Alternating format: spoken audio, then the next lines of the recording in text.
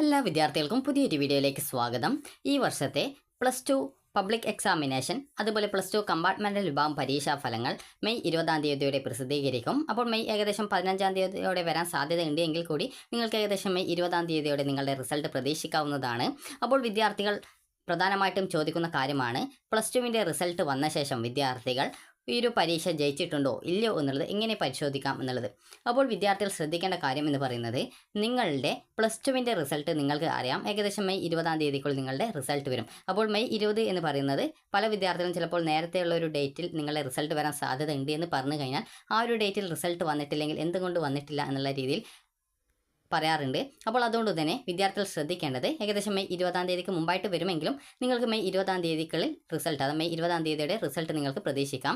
ചിലപ്പോൾ ഇതിന് മുമ്പായിട്ട് തന്നെ നേരത്തെ തന്നെ റിസൾട്ട് വരാറുണ്ട്. അപ്പോൾ ഓരോ വർഷത്തെയും വാല്യുവേഷനും ടാബുലേഷനും കംപ്ലീറ്റ് ചെയ്യുന്നത് അനുസരിച്ച് കൊണ്ടാണ് നിങ്ങളുടെ റിസൾട്ട് വരിക. അപ്പോൾ കഴിഞ്ഞ വർഷം റിസൾട്ട് വന്നിട്ടുണ്ടായിരുന്നത് ഈ ഒരു മെയ് 9-ാം തീയതി ആയിരുന്നു. അപ്പോൾ മെയ് 9-ാം തീയതിയാണ് ഈ റിസൾട്ട് വന്നിട്ടുണ്ടായിരുന്നത്. അപ്പോൾ ഈ വർഷം അതേ രീതിയിൽ തന്നെ റിസൾട്ട് വരാനാണ് സാധ്യതയുള്ളത്. അപ്പോൾ ഏകദേശം മെയ് 20-ാം തീയതിക്കുള്ളിൽ നിങ്ങളുടെ റിസൾട്ട് പ്രതീക്ഷിക്കാം. അതായത് അതിന് മുമ്പായിട്ട് തന്നെ റിസൾട്ട് വരുന്നതാണ്. അപ്പോൾ ഈ റിസൾട്ട് എങ്ങനെ പരിശോധിക്കാം എന്ന് നോക്കാം. അപ്പോൾ വിദ്യാർത്ഥികൾക്ക് ഈ ഒരു +2വിൻ്റെ റിസൾട്ട് ആയതുകൊണ്ട് തന്നെ വിവിധ വെബ്സൈറ്റുകൾ വഴിയും ആപ്ലിക്കേഷൻ വഴിയും നിങ്ങൾക്ക് നിങ്ങളുടെ റിസൾട്ട് അറിയാൻ സാധിക്കുന്നതാണ്. അതായത് നിങ്ങൾക്ക് iExam മൊബൈൽ ആപ്ലിക്കേഷൻ, അതുപോലെ തന്നെ സഫലം 2025 മൊബൈൽ ആപ്ലിക്കേഷൻ, അതുപോലെ തന്നെ കൈറ്റ് വെബ്സൈറ്റ്, അതുപോലെ തന്നെ kerala-results.nic.in എന്നുള്ള വെബ്സൈറ്റ്, അതുപോലെ തന്നെ ഈ ഒരു PRD ലൈവ് മൊബൈൽ ആപ്ലിക്കേഷൻ എന്നിങ്ങനെ വിവിധ ആപ്ലിക്കേഷനും അതുപോലെ വെബ്സൈറ്റുകൾ വഴിയും നിങ്ങൾക്ക് ഈ ഒരു റിസൾട്ട് അറിയാൻ സാധിക്കുന്നതാണ്. അപ്പോൾ വിദ്യാർത്ഥികൾക്ക് ഈ ഒരു വെബ്സൈറ്റ്, നിങ്ങൾ ഇപ്പോൾ സ്ക്രീനിൽ കാണുന്ന വെബ്സൈറ്റ് എന്ന് പറയുന്നത് kerala-results.nic.in എന്നുള്ള വെബ്സൈറ്റാണ്. അപ്പോൾ ഈ ഒരു വെബ്സൈറ്റിൽ നിങ്ങൾക്ക് മുകളിലായിട്ട് തന്നെ റിസൾട്ട് വന്നു കഴിഞ്ഞാൽ, നിങ്ങളുടെ +2വിൻ്റെ റിസൾട്ട് വന്നു കഴിഞ്ഞാൽ നിങ്ങൾക്ക് മുകളിലായിട്ട് തന്നെ DHSC റിസൾട്ട്സ് 2025 എന്ന് പറഞ്ഞുകൊണ്ട് കാണാൻ പറ്റും. അപ്പോൾ ഈ ഒരു +2വിൻ്റെ റിസൾട്ടിൻ്റെ കൂടെ തന്നെയാണ് +1ൻ്റെ ഇംപ്രൂവ്മെൻറ്റ് റിസൾട്ടും പ്രസിദ്ധീകരിക്കാനുള്ള സാധ്യതയുള്ളത്. അപ്പോൾ അതുകൊണ്ട് തന്നെ നിങ്ങൾക്ക് നിങ്ങളുടെ റിസൾട്ട് നേരത്തെ തന്നെ പ്രതീക്ഷിക്കാം. കാരണം ഈ ഒരു +1ൻ്റെയും ഇംപ്രൂവ്മെൻറ്റിൻ്റെയും അതുപോലെ തന്നെ +2വിൻ്റെ പബ്ലിക് എക്സാമിനേഷൻ്റെയും റിസൾട്ട് ഏകദേശം ഒരുമിച്ച് സാധാരണ, അതായത് മുൻപൊന്നും സാധാരണത്തിൽ ആ ഒരു രീതിയിൽ വരാറില്ലെങ്കിലും ഇത്തവണ നിങ്ങൾക്ക് ആ ഒരു രീതിയിൽ നിങ്ങളുടെ റിസൾട്ട് പ്രതീക്ഷിക്കാം. അതായത് സെയിം ഡേ തന്നെ +2വിൻ്റെ റിസൾട്ടും അതുപോലെ തന്നെ +1ൻ്റെ ഇംപ്രൂവ്മെൻറ്റ് റിസൾട്ടും ഒരുമിച്ചാണ് വരാനുള്ള സാധ്യതയുള്ളത്. അപ്പോൾ നിങ്ങൾക്ക് ഈ ഒരു വെബ്സൈറ്റിൽ മുകളിലായിട്ട് തന്നെ ഇതുപോലെ ലിങ്ക് കാണാൻ പറ്റും. ജസ്റ്റ് നിങ്ങൾ അതിൽ ക്ലിക്ക് ചെയ്യുക. അതായത് DHSC റിസൾട്ട്സ് 2025 എന്ന് പറഞ്ഞിട്ടുള്ള ലിങ്ക് കാണാം. ഇത് കഴിഞ്ഞ വർഷത്തെ ലിങ്കാണ്. അപ്പോൾ ഇവിടെ നിങ്ങൾക്ക് കാണാൻ സാധിക്കും നിങ്ങളുടെ റോൾ നമ്പർ നൽകുന്നതിനായിട്ടുള്ള ഒരു ഭാഗം. അവിടെ റോൾ നമ്പർ നൽകുക, അതുപോലെ ഡേറ്റ് ഓഫ് ബർത്ത് നൽകേണ്ട ഭാഗത്ത് ഡേറ്റ് ഓഫ് ബർത്ത് നൽകുക, സബ്മിറ്റ് ചെയ്യുക. അപ്പോൾ നിങ്ങൾക്ക് നിങ്ങളുടെ റിസൾട്ട് അറിയാൻ സാധിക്കുന്നതാണ്. ഇനി വിദ്യാർത്ഥികൾക്ക് സൈഡിലായിട്ട് നിങ്ങൾക്ക് ഒരു സിമ്പിൾ കാണാം. ജസ്റ്റ് നിങ്ങൾ അതിൽ ക്ലിക്ക് ചെയ്യുന്ന സമയത്ത് ഇവിടെ സ്കൂൾ കോഡ് നൽകാനുള്ള ഒരു ഭാഗം കാണാം. അവിടെ നിങ്ങളുടെ സ്കൂളിൻ്റെ കോഡ് കൊടുത്തു കഴിഞ്ഞാൽ നിങ്ങളുടെ സ്കൂളിലെ സയൻസ്, അതായത് ബയോളജി സയൻസ്, കമ്പ്യൂട്ടർ സയൻസ്, അതുപോലെ മറ്റേതെങ്കിലും സയൻസ് ഉണ്ടെങ്കിൽ ആ ഒരു സയൻസിൻ്റേത്, അതുപോലെ തന്നെ കൊമേഴ്സ്, ഹ്യൂമാനിറ്റീസ് എന്നിങ്ങനെ വിവിധ ഏതൊക്കെ ബാച്ചുകളാണ് നിങ്ങളുടെ, അതായത് ഏതൊക്കെ കോഴ്സ് കോമ്പിനേഷൻ ഉണ്ടോ അതിൻ്റെയൊക്കെ റിസൾട്ട് നിങ്ങൾക്ക് കാണാൻ, അതായത് ആ ഒരു ബാച്ചുകളിലുള്ള വിദ്യാർത്ഥികളുടെ റിസൾട്ട് കാണാൻ സാധിക്കുന്നതാണ്. നിങ്ങൾ ഏതെങ്കിലും സയൻസ് ഗ്രൂപ്പ് ആണ് എങ്കിൽ നിങ്ങളുടെ ഈ ഒരു റിസൾട്ടിൽ, അതായത് ഈ ഒരു സ്കൂൾ വൈസ് റിസൾട്ട് നോക്കുന്ന സമയത്ത് എല്ലാവരുടെയും ആ ഒരു കോഴ്സിൻ്റെ ഡീറ്റെയിൽസിൽ അവിടെ സയൻസ് എന്നുള്ള കാര്യമാണ് രേഖപ്പെടുത്തിയിട്ടുണ്ടാവുക. നിങ്ങൾ കമ്പ്യൂട്ടർ സയൻസ് ആയിരുന്നാലും അല്ലെങ്കിൽ നിങ്ങൾ ബയോളജി സയൻസ് ആയിരുന്നാലും കോമ്പിനേഷൻ എന്നുള്ളിടത്ത് സയൻസ് എന്നാണ് രേഖപ്പെടുത്തിയിട്ടുണ്ടാവുക. അപ്പോൾ നിങ്ങൾക്ക് ജസ്റ്റ് ആ ഒരു രീതിയിൽ റിസൾട്ട് പരിശോധിക്കാം. നിങ്ങൾ സ്കൂൾ വൈസ് റിസൾട്ട് ചെക്ക് ചെയ്യുന്ന സമയത്ത് നിങ്ങൾ പ്രത്യേകം ശ്രദ്ധിക്കേണ്ട കാര്യമെന്ന് പറയുന്നത്, നിങ്ങളുടെ CE ഉൾപ്പെടെയുള്ള മാർക്കാണ് ഈ ഒരു സ്കൂൾ വൈസ് റിസൾട്ടിൽ നൽകിയിട്ടുണ്ടാവുക. അതുകൊണ്ട് തന്നെ CE മാർക്ക് ഉൾപ്പെടെ സ്കൂൾ വൈസ് റിസൾട്ടിൽ നൽകുന്നത് കൊണ്ട് ആ ഒരു റിസൾട്ട് പരിശോധിച്ച് ഒരു വിദ്യാർത്ഥി എത്ര മാർക്ക് വാങ്ങിച്ചു, CE മാർക്ക് കൂട്ടാതെ എത്ര മാർക്ക് വാങ്ങിച്ചു എന്നുള്ളത് പറയാനായിട്ട് സാധിക്കത്തില്ല എന്നുള്ളത് നിങ്ങൾ ശ്രദ്ധിക്കേണ്ടതാണ്.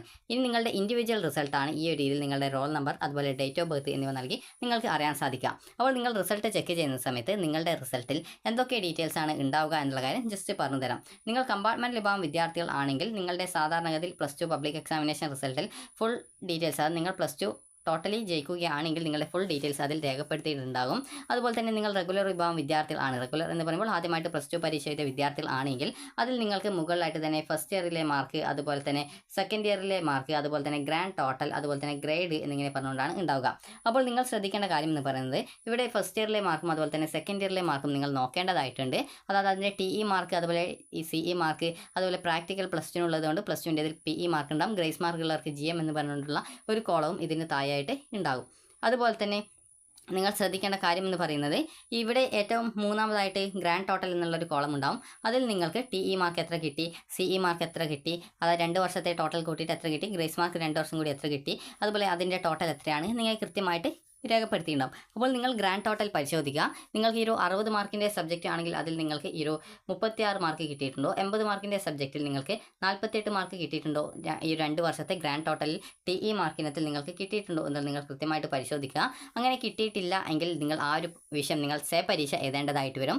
അപ്പോൾ നിങ്ങൾക്ക് ഈ ഒരു രീതിയിൽ നിങ്ങൾക്ക് ചില സമയത്ത് അതിൻ്റെ ഗ്രേഡ് ചിലപ്പോൾ D+ ഗ്രേഡ്, അതായത് D ഗ്രേഡ് തന്നെ ആവണമെന്നില്ല, D ഗ്രേഡാണ് ഫെയിൽഡ് ആണ്.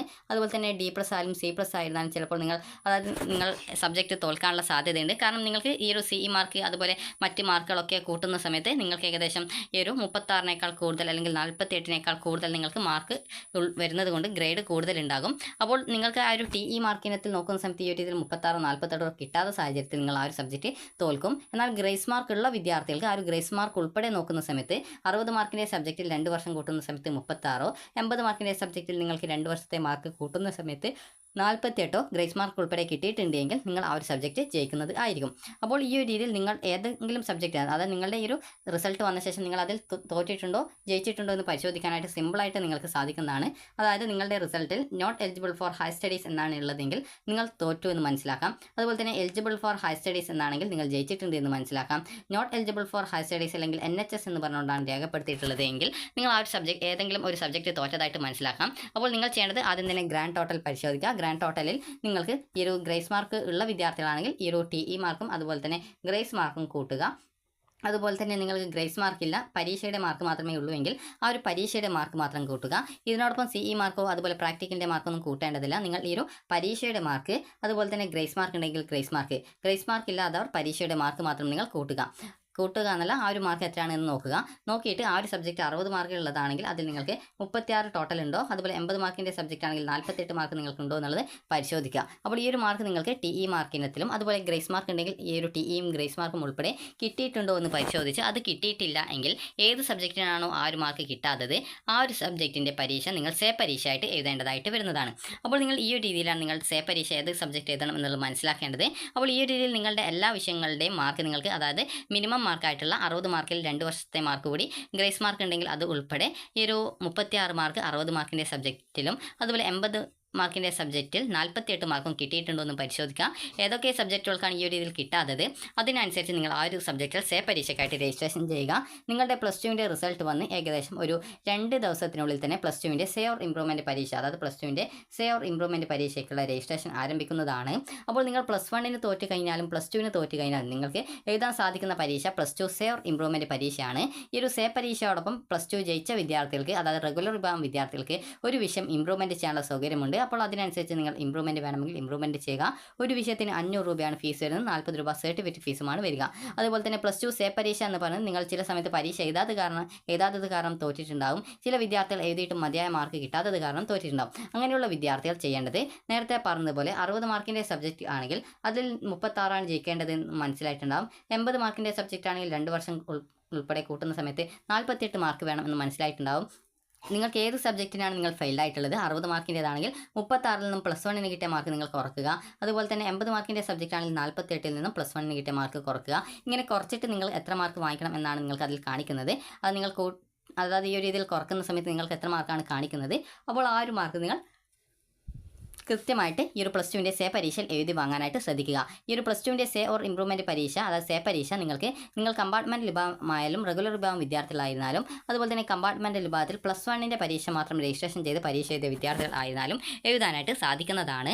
അപ്പോൾ വിദ്യാർത്ഥികൾ ശ്രദ്ധിക്കേണ്ടത് ഈ ഒരു 2025 നടക്കുന്ന +2ൻ്റെ സേ പരീക്ഷ ജൂൺ മാസം പകുതിയോടെയാണ് ആരംഭിക്കുക. രജിസ്ട്രേഷൻ നിങ്ങൾക്ക് നിങ്ങളുടെ +2 റിസൾട്ട് വന്ന ഏകദേശം 2 ദിവസത്തിനുള്ളിൽ ആരംഭിക്കും. അതുപോലെ പരീക്ഷ ജൂലൈ മാസത്തിലാണ് നടക്കുക. റിസൾട്ട് ഈ ഒരു പരീക്ഷ ജൂൺ മാസത്തിലാണ് നടക്കുക, റിസൾട്ട് ജൂലൈ മാസത്തിലാണ് വരിക. അപ്പോൾ വിദ്യാർത്ഥികൾ കൃത്യമായിട്ട് അതിൻ്റെ രജിസ്ട്രേഷൻ ചെയ്ത് നന്നായിട്ട് പഠിക്കുക. അതുപോലെ തന്നെ +1ൻ്റെ ഇനിയുള്ള ഇംപ്രൂവ്മെൻറ്റ് അല്ലെങ്കിൽ കമ്പാർട്ട്മെൻറ്റ് വിഭാഗം പരീക്ഷ എന്ന് പറയുന്നത് അടുത്ത +1ൻ്റെ പബ്ലിക് എക്സാമിനേഷൻ്റെ കൂടിയാണ്. അതുപോലെ +2ൻ്റെ സേ പരീക്ഷ ജൂൺ മാസത്തിൽ നടക്കുന്നുണ്ട്. രജിസ്ട്രേഷൻ നിങ്ങളുടെ +2 റിസൾട്ട് വന്ന് 2 ദിവസത്തിനുള്ളിൽ തന്നെ ഉണ്ടാവുന്നതായിരിക്കും. അപ്പോൾ വിദ്യാർത്ഥികൾക്ക് ഈ ഒരു വീഡിയോ ഉപകാരപ്രദമായിട്ടുണ്ടെന്ന് കരുതുന്നു. അപ്പോൾ ഉപകാരപ്രദമായിട്ടുണ്ടെങ്കിൽ ലൈക്ക് ചെയ്യുക, ഷെയർ ചെയ്യുക. Thank you for